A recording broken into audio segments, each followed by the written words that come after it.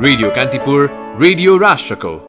Corona महामारी नियन्त्रणलाई प्राथमिकतामा राख्दै 7 प्रदेशद्वारा आगामी आर्थिक वर्षका लागि बजेट सार्वजनिक। लुम्बिनी बाहेक सबै प्रदेशमा सांसदको तजबिजीमा खर्च हुने, स्रोतका लागि भने सङ्घसँग निर्भर। बर्खा सुरु भएसँगै गण्डकी, लुम्बिनी र सुदूरपश्चिम प्रदेशमा बाढी पहिरोबाट जनधनको क्षति। मनाङको चामेमा 500 घर बाढीले बगायो। पहिरोले सुदूरपश्चिमका पहाडी जिल्लामा यातायात अवरुद्ध। निर्वाचन आयोगको भूमिका निष्पक्ष नभएको जनता समाजवादी पार्टीका यादव समूहको निष्कर्ष। अध्यक्ष ठाकुर भने एकपक्षीय रूपमा केन्द्रीय कार्यकारिणी समिति विस्तार गर्दै। इजरायलद्वारा गाजा क्षेत्रमा पुनः हवाई आक्रमण सुरु। बम आक्रमण भएपछि जवाफमा हवाई हमला गरेको इजरायलको स्पष्टोक्ति। र युरोकप फुटबलमा फ्रान्स र पोर्चुगलको विजयी सुरुवात। आज थप 3 खेल हुँदै। नमस्कार, कान्तिपुर डायरीका साथमा साथी प्रिन्स र म अनिल। समाचार अब विस्तारमा। लगातार 3 वर्षमा कमजोर खर्च क्षमता र कोभिड-19 संक्रमणले निम्ति आएको आर्थिक सङ्कटबाट सिर्जित स्रोत सङ्कुचनलाई व्यवस्था गर्दै अधिकांश प्रदेश सरकारले ठूलो आकारको बजेट सार्वजनिक गरेका छन्। लुम्बिनी बाहेक सबै सांसदको तजबिजीमा खर्च गरिने प्रदेश निर्वाचन क्षेत्रका नामको कार्यक्रमलाई निरन्तरता दिएका छन्। प्रदेश सरकारले हिजो सार्वजनिक गरेको आगामी आर्थिक वर्षको बजेटमा कोभिड-19 को रोकथाम, नियन्त्रण तथा उपचार र मृतकका परिवारलाई भत्ता वितरणमा उल्लेख्य रकम छुट्याएका छन्। विगतमा जस्तै कृषि, रोजगारी, शिक्षा, उद्योग, पर्यटन लगायत क्षेत्रमा विभिन्न नारा दिई बजेट विनियोजन गरिएको छ। बजेटका लागि भने सङ्घीय सरकारबाट जाने अनुदान, राजस्व र रोयल्टी बाँडफाँडको रकममा निर्भर रहनुपर्ने देखिएको छ। त्यसमा आन्तरिक स्रोत अर्थात् राजस्वको अंश निकै न्यून छ। प्रदेश सरकारले आगामी आर्थिक वर्षका लागि असार 1 गते बजेट ल्याउनै पर्ने कानुनी व्यवस्था छ, जसअनुसार मंगलबार हिजो बजेट सार्वजनिक गरिएका हुन्। 4वटा प्रदेशले बजेटको आकार बढाएका छन्, अन्य 3 प्रदेशमा घटाइएको छ। चालु आर्थिक वर्षको गत 8 महिना साउन फागुनसम्ममा प्रदेशहरूले विनियोजन गरेको कुल बजेट मध्ये औसत खर्च 24% हाराहारी मात्रै रहे पनि 4वटा प्रदेशले बजेट उल्लेख्य मात्रामा बढाएका हुन्। खर्च क्षमतालाई व्यवस्था गर्दै सबभन्दा बढी बजेट बढाउनेमा यसपटक पनि बागमती प्रदेश नै देखिएको छ। यो प्रदेशले चालु आर्थिक वर्षको भन्दा 6 अर्ब 29 करोड 34 लाख 33 हजार रुपैयाँ वृद्धि गर्दै 57 अर्ब 72 करोड 9 लाख रुपैयाँको बजेट ल्याएको छ। लुम्बिनीले चालु वर्षको तुलनामा 4 अर्ब 60 करोड रुपैयाँले वृद्धि गरी 40 अर्ब 95 करोड 97 लाखको बजेट सार्वजनिक गरेको छ। कर्णाली प्रदेशले 2 अर्ब 80 करोड 53 लाख रुपैयाँले बढाएर 36 अर्ब 54 करोड 66 लाख 36 हजारको बजेट सार्वजनिक गरेको छ। आकार वृद्धि गरे पनि प्रदेश 2ले थोरै अङ्क फरक पारेको छ। चालु आर्थिक वर्षको तुलनामा 23 करोड 50 लाख रुपैयाँले वृद्धि गर्दै प्रदेश 2ले 33 अर्ब 79 करोड 14 लाख 30 हजार रुपैयाँको बजेट सार्वजनिक गरेको हो।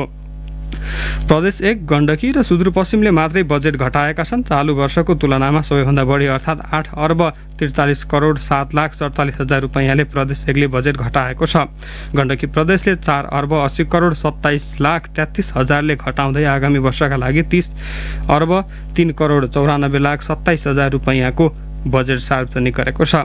सुदूरपश्चिम प्रदेशले करिब 3 अर्ब रुपैयाँले बजेट घटाएको छ। आगामी वर्षका लागि 7वटै प्रदेशको बजेटको कुल रकम 2 खर्ब 61 अर्ब 76 करोड 67 लाख 15 हजार रुपैयाँ छ। 3वटा प्रदेशले मात्रै घटाउँदा र 4वटाले बढाउँदा प्रदेशहरूको कुल बजेट चालु वर्षको तुलनामा 2 अर्ब 45 करोड रुपैयाँले कम भएको छ।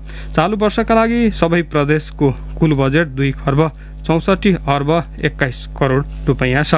प्रायले बजेटको आकार नघटाएको र घटाउने समेत निकै निर्मम हुन नसकेको अवस्थामा प्रदेशहरू स्रोतका लागि सङ्घीय सरकारसँग नै अधिक निर्भर देखिएका छन्। यस्तै अधिकांश प्रदेशले बजेटको अग्रभागमा कोभिड-19 संक्रमणको रोकथाम, उपचार तथा सुविधाका लागि बजेटको प्राथमिकता रहेको उल्लेख गरेका छन्।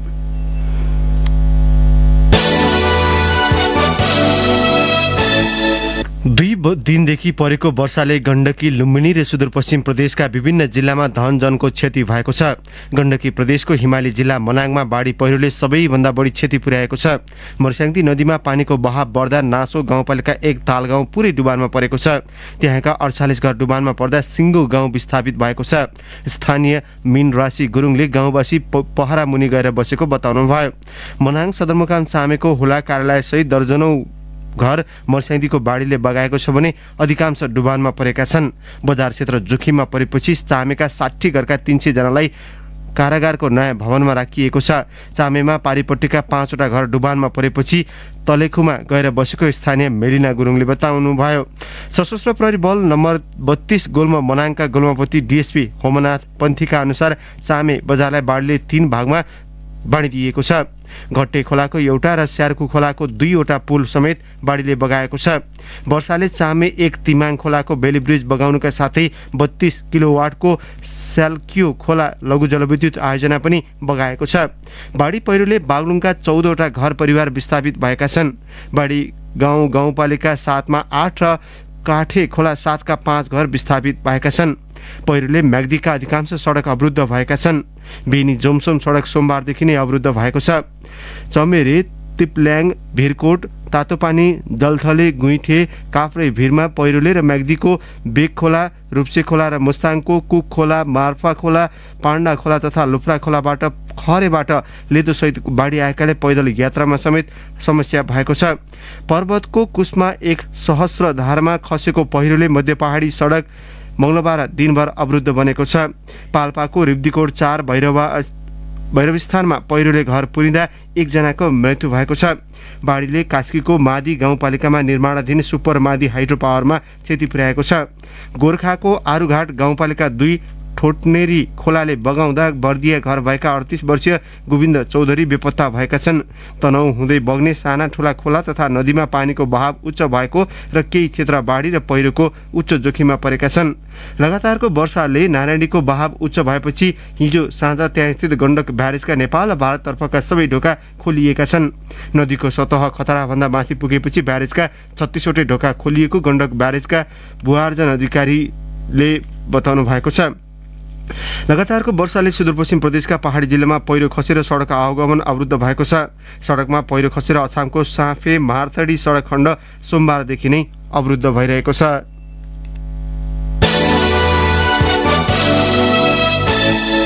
जनता समाजवादी पार्टी जसपाका अध्यक्ष उपेन्द्र यादवको समूहले निर्वाचन आयोगको भूमिका निष्पक्ष नभएको निष्कर्ष निकालेको छ। कार्यकारिणी समितिको बहुमत सदस्यले गरेको निर्णयलाई पूर्वाग्रह राखेर आयोगले अस्वीकार गरेको भन्दै सो समूहले त्यस विरुद्ध कानुनी र राजनीतिक लडाईँ लड्ने पनि जनाएको छ। यादवले हिजो विज्ञप्ति जारी गर्दै बहुमतको निर्णय मान्य हुने लोकतान्त्रिक मूल्य, मान्यता, विधि र पद्धति आयोगले अवज्ञा, उपेक्षा र तिरस्कार गरेको टिप्पणी गर्नु भएको छ। एकीकृत दल दर्ताका क्रममा निर्वाचन आयोगमा बुझाइएको 51 सदस्यीय केन्द्रीय कार्यकारिणी समितिमा यादव पक्षको बहुमत छ। जेठ 8 गते यादव समूहको बहुमत सदस्य उपस्थित बैठकले प्रधानमन्त्री केपी शर्मा ओलीको सरकारमा जानु र उहाँलाई समर्थन गर्नु पार्टी निर्णय विपरीत रहेको भन्दै अर्का अध्यक्ष महन्त ठाकुर, वरिष्ठ नेता राजेन्द्र महतो, नेताहरू लक्ष्मणलाल कर्ण र सर्वेन्द्रनाथ शुक्ललाई स्पष्टीकरण सोध्ने निर्णय गरेको थियो। यस्तै आफ्नो पक्षमा बहुमत नजुटेपछि जसपा अध्यक्ष ठाकुरले एकपक्षीय रूपमा केन्द्रीय कार्यकारिणी समिति विस्तार गर्दै त्यसको विवरण निर्वाचन आयोगमा बुझाउनु भएको छ। एकीकृत पार्टीको नाम दर्ता गर्ने क्रममा जसपाले 51 सदस्यीय केन्द्रीय कार्यकारिणी समितिको विवरण आयोगमा बुझाएको थियो। सो समितिका सदस्यहरूमा अध्यक्ष यादव पक्षमा बहुमत रहेपछि ठाकुर समस्यामा पर्नु भएको छ।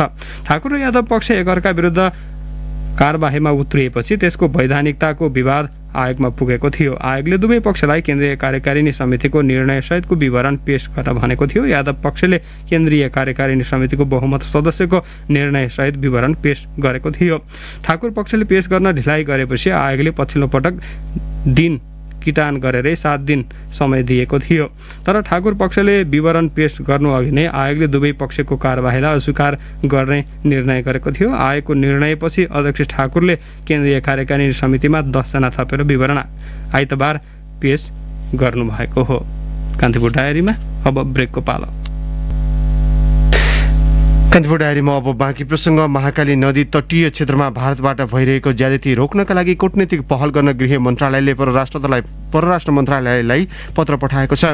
नेपाली भूमि कालापानी लिपुलेक क्षेत्र अतिक्रमण गरी निर्माणाधीन दार्चुला लिपुलेक सडक विस्तारका क्रममा चट्टान खसेर दार्चुलाको ब्यास गाउँपालिका 2 दुम्लिङ र कल्जु जोड्ने नेपालतर्फको बाटो भत्किएपछि गृहले सीमा क्षेत्रमा भएका यस्ता गतिविधि रोक्नका लागि कूटनीतिक माध्यमबाट पहल गर्न हिजो परराष्ट्र मन्त्रालयलाई पत्र पठाएको हो। पत्रमा दार्चुलाको ब्यासस्थित काठे धारबाट टेङ्करसम्म 87 किलोमिटर सडक निर्माणको काम सुरु हुन लागेको र यस क्रममा विस्फोट गर्दा नदी किनारका दुवैतर्फ असर पर्न सक्ने भन्दै यसलाई समेत दुवै देशका प्रतिनिधिबाट समाधान खोज्ने गरी पहल गर्न आग्रह गरिएको छ।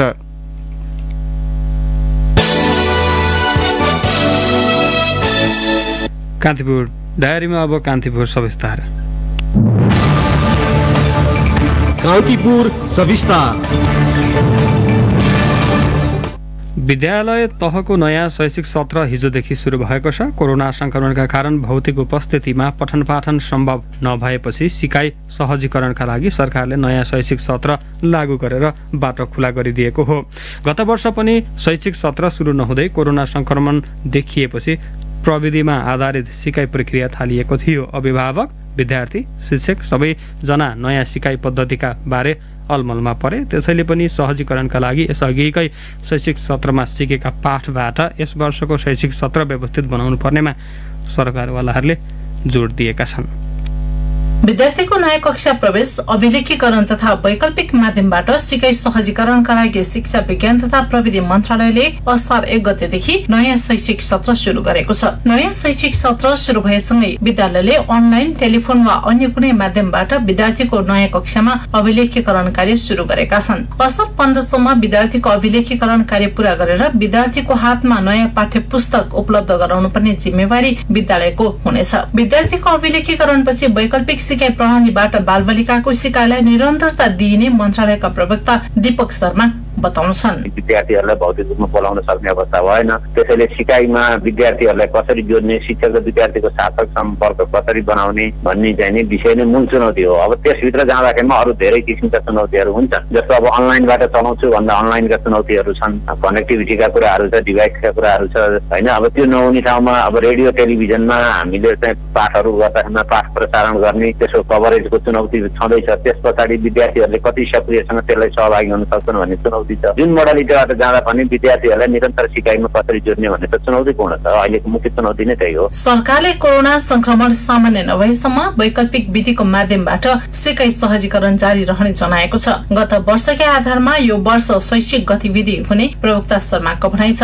पुनः प्रवक्ता शर्मा, हाम्रो धेरै फाउन्डेसन पोरकै हो, किनभने हामीले गत वर्ष नै हामीले सिकाइ निर्देशिका बनाएका छौँ। त्यसपछि आएर सियुजीमा आबद्ध गर्ने कुराहरू हामीले गत वर्षै गरेका हौँ। सिएचआरडीको लर्निङ पोर्टल गत वर्षै बनाएको हो। त्यसपछि लर्निङ मोबाइल एप छ। त्यसैले हामीसँग चाहिँ नि अब अरू कुराहरू भनेको जस्तो इन्टरनेट कनेक्टिभिटीहरू बढाउँदै लैजाने कुरामा छ। त्यो सरकारले हरसम्भव प्रयत्नहरू गर्छ। त्यो देशभरि अहिले तुरुन्तै पुगिहाल्छ, आज भोलि नै भन्ने सम्भव हुँदैन। अनलाइन, रेडियो, टेलिभिजन लगायतका माध्यमबाट हुने विद्यार्थीको सिकाइ सहजीकरणलाई वैकल्पिक विधिका रूपमा लिइएको छ। तर अनुभवकै आधारलाई हेर्ने हो भने पनि गत वर्ष धेरै बालबालिका यो सिकाइ विधिमा सामेल हुन सकेनन्। भौगोलिक परिस्थिति, आर्थिक अवस्था, प्रविधि, साधनको पहुँचको अभाव लगायत कारण विद्यार्थी सिकाइ प्रक्रियाबाट वञ्चित हुनु पर्यो। नेपाल अभिभावक महासंघका अध्यक्ष सुप्रभात भण्डारी गत वर्षको भोगाइले सरकारले सबै विद्यार्थीलाई समेट्न केही नयाँ गर्नुपर्ने बताउँछन्। वैकल्पिक विधिबाट पढाउने त भन्यो, जहिलेसम्म हामी भौतिक रूपमा खोल्न सक्दैनौँ वा खोलेपछि फेरि बन्द गर्नुपर्ने परिस्थिति आउँछ,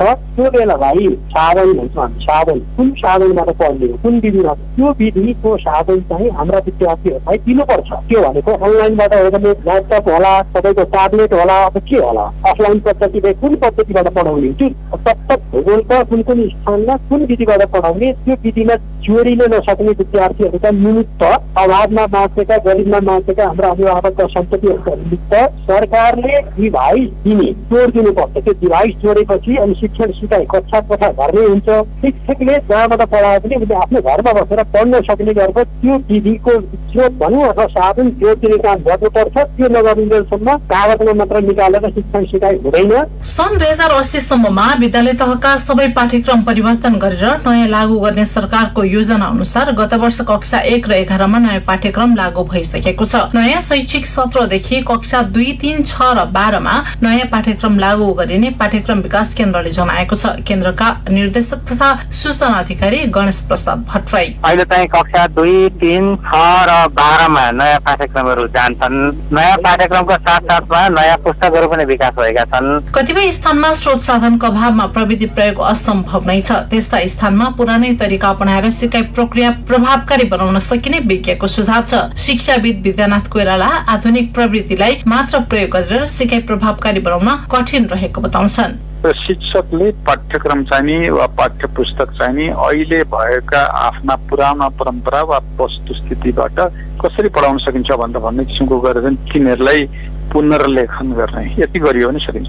गत वर्ष कुन विधिबाट पढाउने भन्ने विषय पहिचान गर्न नै करिब 4 महिना लाग्यो। त्यसपछि वैकल्पिक सिकाइ सुरु भएको केही महिना नबित्दै संक्रमण मत्थर हुन थालेपछि भौतिक उपस्थितिमै विद्यालयहरू खुले। शिक्षक, विद्यार्थी, अभिभावक सबै अलमलमा परेर सिकाइ जुन रफ्तारमा हुनुपर्ने हो त्यति हुन सकेन। विगतको अनुभवबाट पाठ सिकेर स्थान अनुसार विद्यार्थीलाई सम्भावित विधिसँग जोडिने वातावरण, स्रोत, साधन दिनुपर्ने कतिपयको सुझाव छ। अन्यथा यस वर्ष पनि शैक्षिक सत्र पहुँचवालाका लागि मात्र हुनेछ। फेरि पनि दूर दराज र प्रविधिको पहुँचबाट टाढा रहेका विद्यार्थी सिकाइ प्रक्रियाबाट वञ्चित हुनुपर्नेछ। त्यसमाथि कोरोनाको तेस्रो लहर सुरु भए त्यसबाट बालबालिका बढी प्रभावित हुने विज्ञहरूले चेतावनी दिइरहँदा उनीहरूको स्वास्थ्यलाई ध्यानमा राखेर नै सिकाइ विधि सुरु गर्नुको विकल्प छैन। रेडियो कान्तिपुरका लागि पार्वता चौधरी। कान्तिपुर सविस्तार।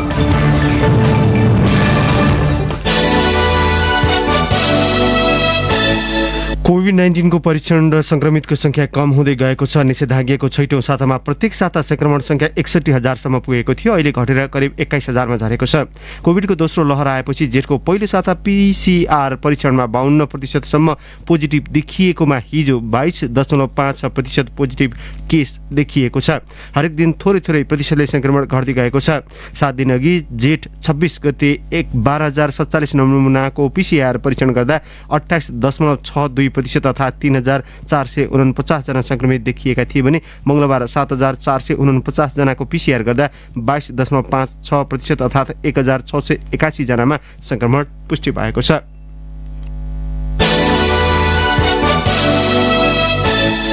पदीय मर्यादा र विश्वविद्यालय तथा चिकित्सा शिक्षा आयोगको स्वायत्ततामा हस्तक्षेप नगर्न पूर्व उपकुलपतिहरूले सरकारसँग माग गरेका छन्। यी संस्थाहरूलाई आफ्ना निकायहरू मार्फत विधि अनुरूप काम गर्न दिन हिजो संयुक्त विज्ञप्ति जारी गर्दै उनीहरूले सरकारको ध्यानाकर्षण गराएका हुन्। झापास्थित BNC मेडिकल कलेजलाई अवैध प्रक्रियाबाट सम्मान दिलाउन प्रधानमन्त्री केपी शर्मा ओली र शिक्षा मन्त्री कृष्ण गोपाल श्रेष्ठले काठमाडौँ विश्वविद्यालय र आयोगको स्वायत्ततामा हस्तक्षेप गर्दै आएका छन्।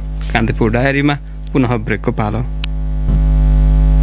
कान्तिपुर डायरीमा अब आर्थिक प्रसङ्ग। शेयर बजारमा अस्वाभाविक मूल्य वृद्धि भएका 4 दर्जन भन्दा बढी सूचीकृत कम्पनीको कारोबार सम्बन्धमा अध्ययन भइरहेको धितोपत्र बोर्डले खुलासा गरेको छ। प्राविधिक र आधारभूत विश्लेषणका आधारमा जोखिमयुक्त मानिएका कम्पनीको नामावली सार्वजनिक गर्दै ती कम्पनीको कारोबार सम्बन्धमा विस्तृत अध्ययन भइरहेको बोर्डले उल्लेख गरेको छ। नामावली सार्वजनिक भएका 51 कम्पनीलाई जोखिमयुक्त कम्पनीको संज्ञा दिँदै तिनमा लगानी गर्दा सचेत बन्न पनि बोर्डले लगानीकर्तालाई आग्रह गरेको छ। कान्तिपुर डायरीमा अब अन्तर्राष्ट्रिय प्रसङ्ग। इजरायलले गाजा क्षेत्रमा पुनः हवाई आक्रमण सुरु भएको जनाएको छ। गाजाबाट बम आक्रमण सुरु भएपछि हवाई हमला गरिएको इजरायलको भनाइरहेको छ। स्थानीय समयअनुसार बुधबार बिहानैबाट बमबारीको आवाज सुनिएको बीबीसीले उल्लेख गरेको छ। गाजा क्षेत्रबाट हमास लडाकुले हिजैदेखि बमबारी सुरु गरेपछि जवाफमा हवाई आक्रमण गरिएको इजरायलले उल्लेख गरेको छ। सो क्षेत्रमा यसअघि 11 दिन लामो द्वन्द गत मे 21 मा युद्धविराम भएको थियो।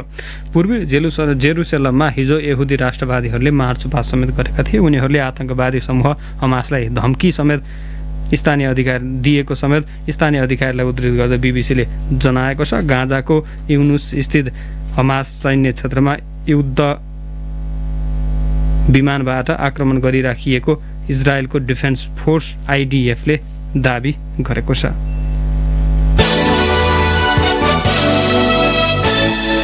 कान्तिपुर डायरीमा अब खेल प्रसङ्ग युरोकप 2020मा फ्रान्स र पोर्चुगलले विजयी सुरुवात गरेका छन्। समूह एफको खेलमा विश्वविजेता फ्रान्सले आत्मघाती गोलको मद्दतमा जर्मनीलाई 1-0ले पराजित गरेको हो भने पोर्चुगलले हङ्गेरीलाई 3-0ले स्तब्ध पार्यो। जर्मनीको घरेलु मैदानमा भएको खेलको 20औं मिनेटमा मार्स ह्युमेल्सले फ्रान्सलाई आत्मघाती गोलको उपहार दिएका थिए। प्रतिस्पर्धात्मक खेलमा 62% खेल आफ्नो नियन्त्रणमा राखे पनि जर्मनी भने गोल फर्काउन असफल बन्यो। खेलको अन्तिम 8 मिनेटमा 3 गोल गर्दै पोर्चुगलले पनि हङ्गेरी विरुद्ध शानदार निकालेको छ। उसको जितमा क्रिस्टियानो रोनाल्डोले पेनाल्टी मार्फत 87 र अतिरिक्त समयको दोस्रो मिनेटमा गोल गरेका थिए। अर्को गोल भने 84औं मिनेटमा राफेल गुरेरोले गरेका थिए। हिजोको गोलसँगै रोनाल्डोको 11 गोलसहित युरोपियन च्याम्पियनमा सर्वाधिक गोल गर्ने खेलाडी समेत बनेका छन्। अब युरोकप विशेष।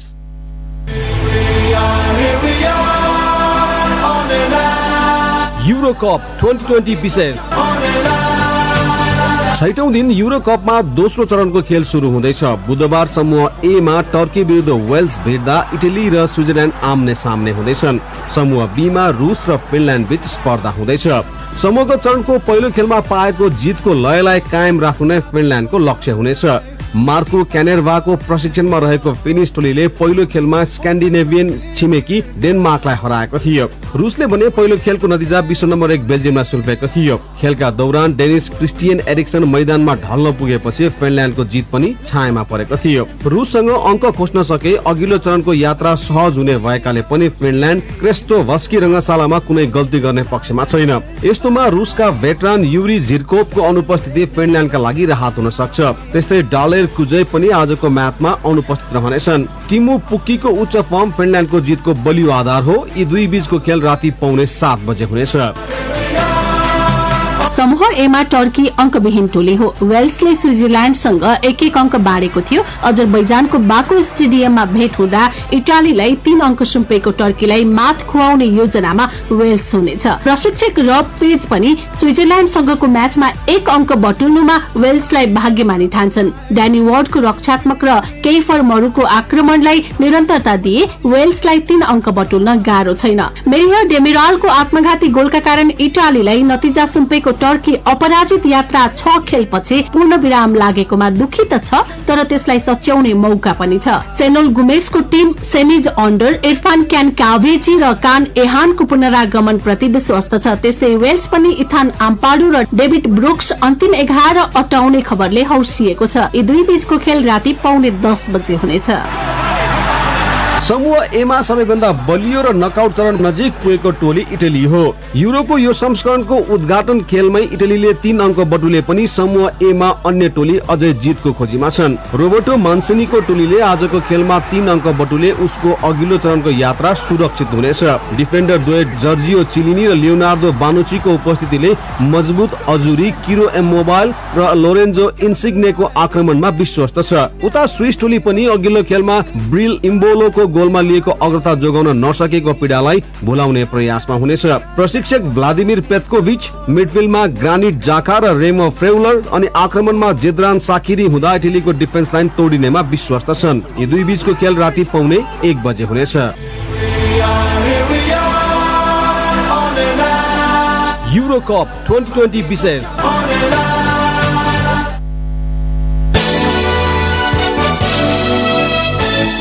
अब मौसम सम्बन्धी जानकारी। काठमाडौँ उपत्यका सहित मुलुकभर बदली हुने मौसम पूर्वानुमान महाशाखाले जनाएको छ। अधिकांश स्थानहरूमा मेघगर्जन, चट्याङ सहित हल्कादेखि मध्यम वर्षा हुने महाशाखाको अनुमान छ। बागमती, लुम्बिनी र गण्डकी प्रदेशमा भारी वर्षाको सम्भावना रहेको छ।